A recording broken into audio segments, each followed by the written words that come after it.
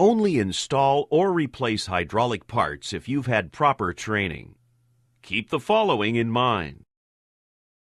Use only clean hoses, couplings, and crimping devices, and ensure cleanliness so the fluid does not get contaminated.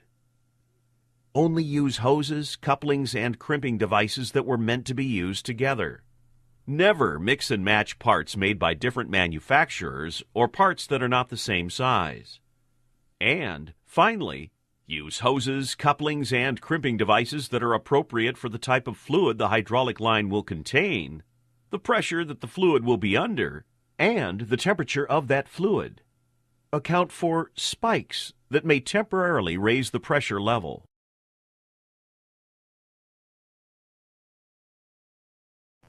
Hydrogen sulfide is a toxic gas which is encountered in a wide variety of industries. While it is not the #1 industrial danger, there were approximately a dozen deaths per year in the period 1992 to 2002 which were attributed to the gas. This module describes the dangers of hydrogen sulfide and how those risks can be reduced.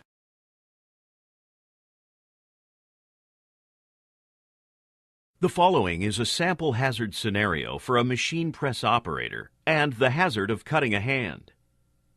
Where? The hazard occurs in the machine press room in front of the machine. What? The sharp edge of the metal sheet can harm the operator.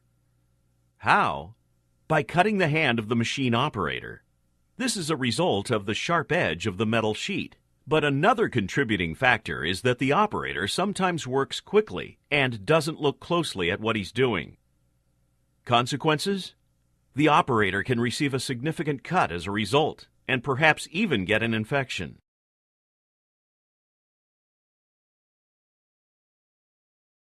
Ladders are tools commonly used to gain access to higher levels that are otherwise unreachable. When maintained properly and used according to safety guidelines, they are a simple and effective tool. However, each year thousands of workers are either injured or killed in ladder-related accidents. As a result, the Occupational Safety and Health Administration, or OSHA, has established safety guidelines for working with ladders in an attempt to prevent ladder-related accidents.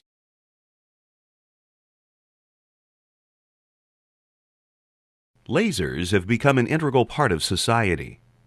Due to their ability to carry large amounts of data with little or no signal degradation over long distances, they are commonly used in fiber optic communication systems.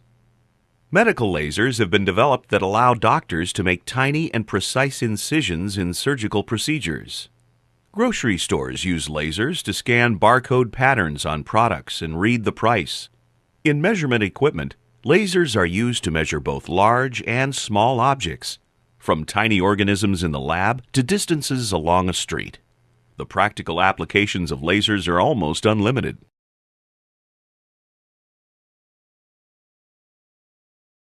Lead is a naturally occurring element that is a dull silver-bluish color.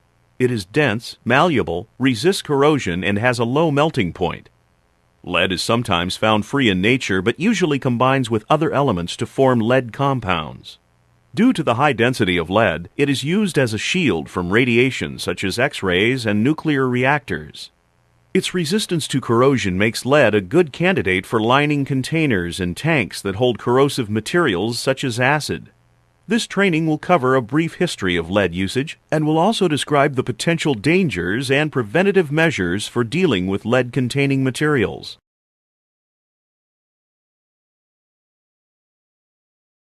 Only trained and competent personnel should direct and conduct the removal and disposal of lead-based paint. Depending on how much lead is present, the waste may be legally considered hazardous waste. Always follow local and federal guidelines during disposal.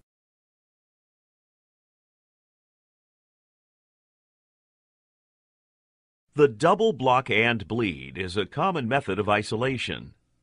It involves closing two valves that are upstream from the location of the planned line break, and then bleeding out the material between these valves. If the first closed valve malfunctions or leaks, the second closed valve will still protect workers from the material in the line. There are also standalone double block and bleed devices that incorporate the necessary 2 levels of blocking protection in one device.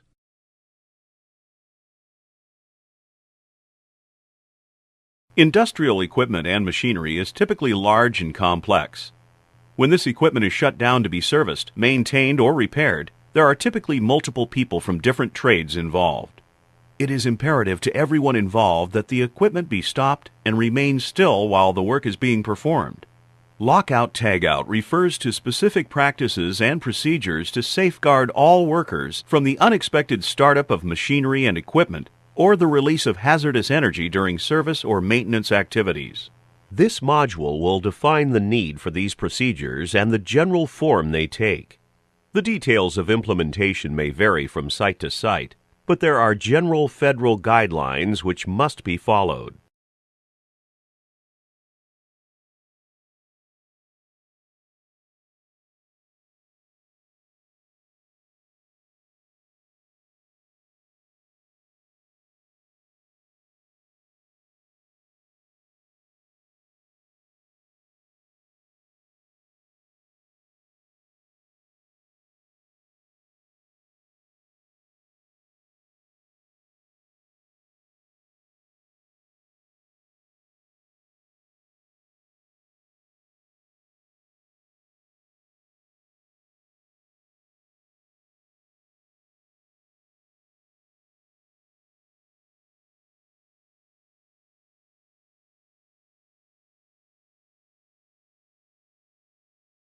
The National Fire Protection Association, known as the NFPA, created the 70E standard.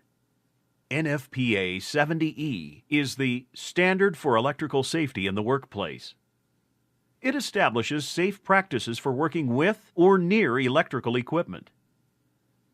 Before NFPA 70E, the National Electrical Code created standards for installing electrical equipment, but did not discuss working with that equipment. The U.S. Occupational Safety and Health Administration, known as OSHA, does not have its own standards on electrical safety. It relies mainly on the NFPA to set industry safety standards. NFPA 70E is updated every 3 years because the types of equipment and known best practices can change over time. This module will provide an introduction to NFPA 70E and will summarize some of its important safety guidelines.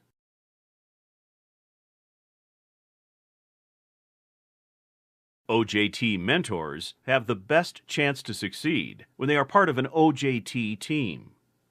This team typically includes 3 different roles: trainee, mentor, and supervisor. The trainee is the less experienced worker who is being trained. The mentor is the more experienced worker who provides the training. Mentors are also known as coaches or trainers. The supervisor selects the trainees and mentors and pairs them for training. The supervisor may also help the mentor prepare for the training.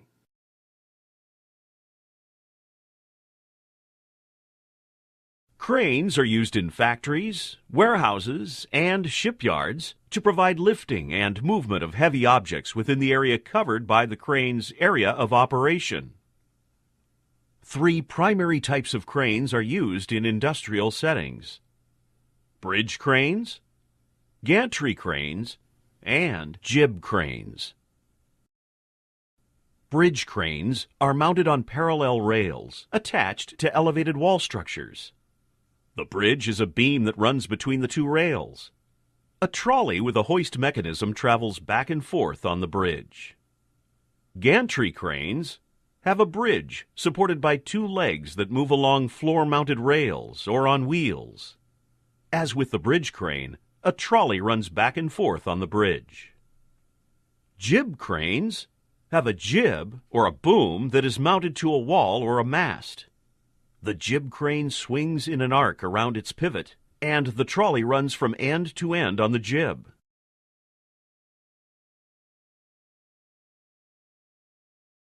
As in normal life, the greatest challenge to pedestrian safety in the commercial workplace is to avoid collision with mobile equipment. There are several factors in the commercial environment which increase the risk to pedestrians. In a warehouse or manufacturing workplace, people and mobile equipment work in close proximity to one another, where the roadways and walkways are not always clearly defined, or even separate. Mobile equipment, especially forklifts, are highly maneuverable and can suddenly be where a pedestrian might not expect them to be.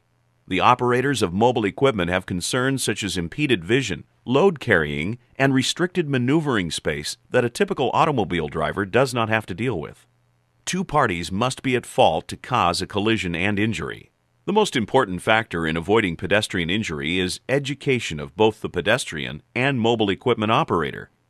Once trained, both pedestrian and driver must remember and practice the concepts discussed here.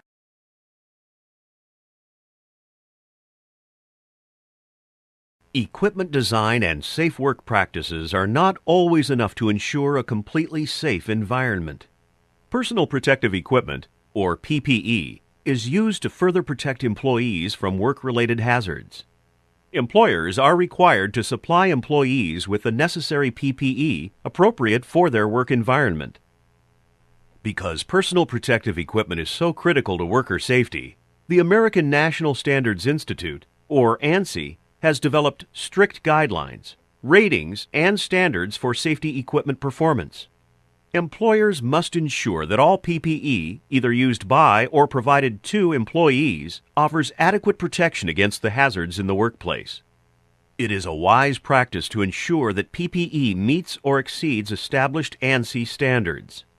As an employee, it is your responsibility to use the necessary PPE and practice safe work habits.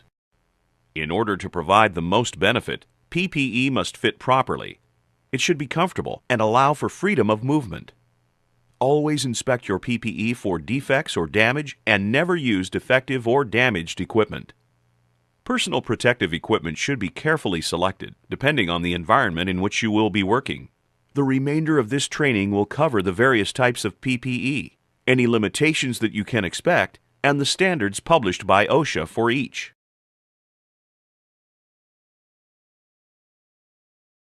This module will focus primarily on issues surrounding relatively small sources of high-energy radiation which are used in sensor applications in industrial settings. If radiation is not properly controlled, it can be hazardous to the health of workers. Radiation may be defined as energy traveling through space and can be classified into two broad categories: ionizing and non-ionizing. Ionization is the process in which a charged portion of a molecule, usually an electron, is given enough energy to break away from the atom. This process changes the atomic structure of the molecule and results in the formation of two charged particles called ions. The term radiation is commonly associated with radioactivity, which refers to a substance which gives off ionizing radiation.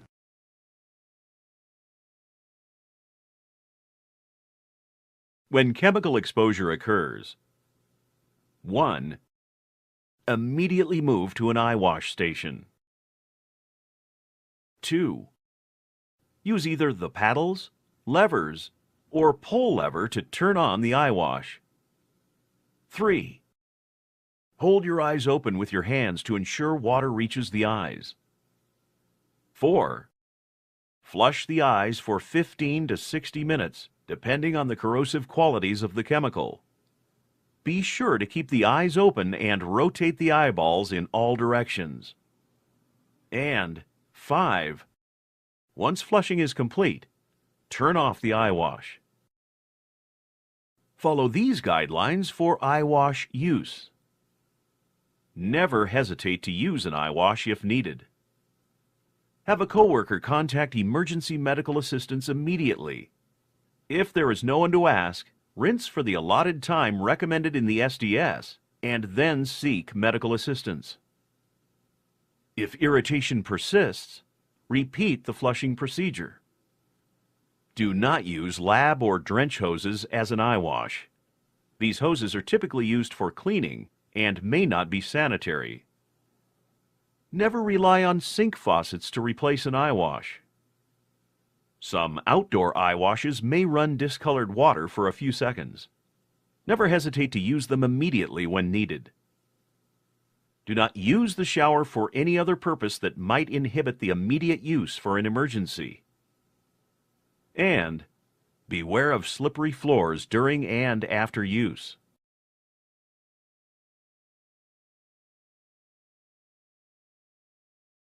Although the two main types of sexual harassment are quid pro quo and hostile work environment, there is a third type that combines the two: sexual favoritism.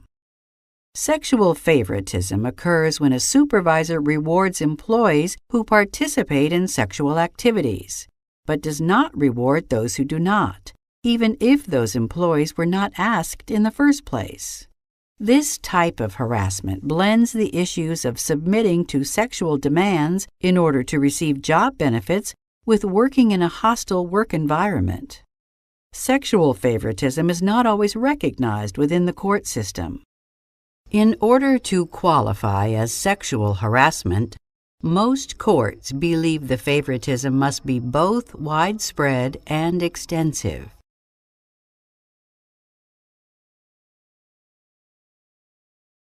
If you fall, there are several things you can do to maintain control and to help minimize or avoid injuries. Tuck your chin down to your chest and cover your head and neck with your hands. Try to land on large parts of your body, especially your sides or buttocks. Try to avoid landing on your head, back, or small body parts like your elbow. And don't try to break your fall by extending your hands and arms and locking your elbows. This frequently leads to broken bones.